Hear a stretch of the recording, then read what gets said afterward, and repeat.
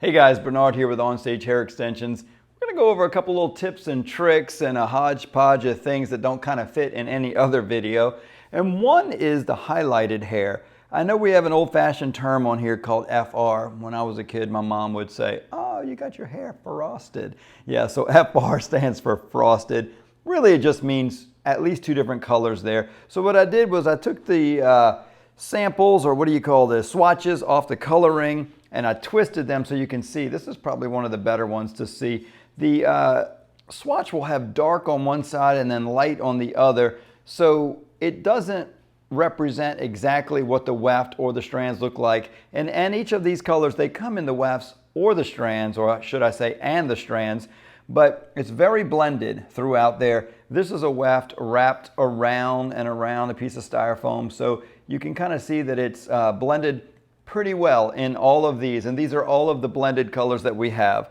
I do wish we called them blended colors. Maybe we'll get that changed in the future. Then we're going to move into this over here. These are just a bunch of colors that have different percentages of gray. I'm not going to point out all the specific numbers, though you can kind of see them close up here if you want. I think the main point is that we have something that's probably got about 5% gray here, and I'm going to kind of just guess on percentage with experience from gray percentages in the world of just doing hair. This looks a little bit more like 10 to 15, and then about 20 to 30%, definitely 40%. And then we go in some darker colors that probably have between 5 and 10, and about 20 to 25% gray there.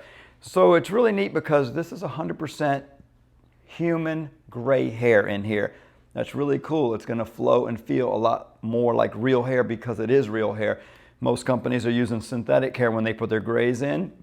So that does give us one limitation. We don't have it in the 18 and 22 inch hair. It's only going to come in the 10 and 14 inch hair because human gray is hard to get that long. So one of the other things I wanted to talk about, let me move this over here, is this recovery tool, reformer tool. I've got a bead kind of on there right now because what will happen is when you squeeze a bead with the transformer tool and then something goes wrong and you need to open that up, this is like a little needle on each end that when you press together will just kind of open the bead up on both sides in case you've just crumbled it and crushed it with this tool incorrectly, maybe when you're putting it in or trying to remove it.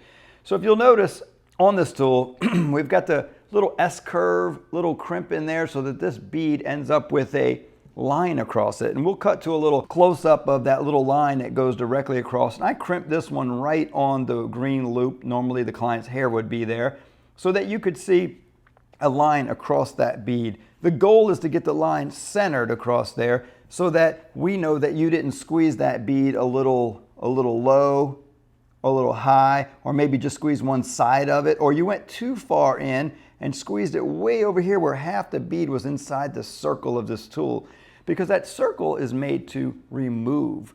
And when you put this on there sideways, when you go in there and you put this on there this way, what happens is it just re-rounds it and then it allows it to come off of the hair, the loop, whatever you've got it on, and that's the goal. Now with that in mind, that little hole sometimes gets used incorrectly. When we're putting extensions in and we've got this new bead on here, though normally you would want to use a new bead, but let's just go ahead and put this used bead on here real quick.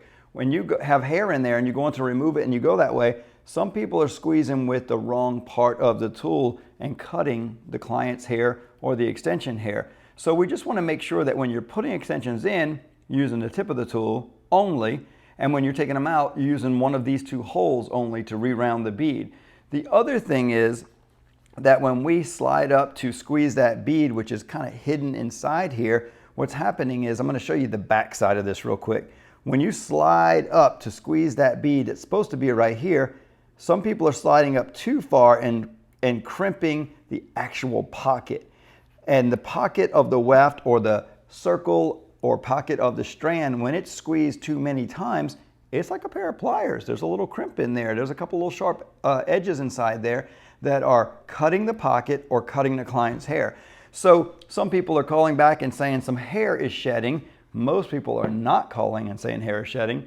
That's why we know it's something that's being done out there in the field. Some people are having the problem, most people are not. And then we notice that when we ask for videos for people to show us what they're doing, they're crimping the pockets of the actual beaded strand or the beaded flat weft. So try to just squeeze the bead and not the pocket. So when we squeeze this bead and we slide on up next to the head, we can't slide against the head this way. We got to go to natural fall before we give a good squeeze on it, so that it's put in a position that when it's falling naturally, it doesn't feel like a little bump up and causes that hair to get pulled out of the head. So just a few tips and tricks I wanted to cover there. Removal, putting them in, removing them with this tool also, and then the grays and our highlighted and lowlighted colors. So many other unique things in some of the other videos, like the coloring video that you probably ought to check out.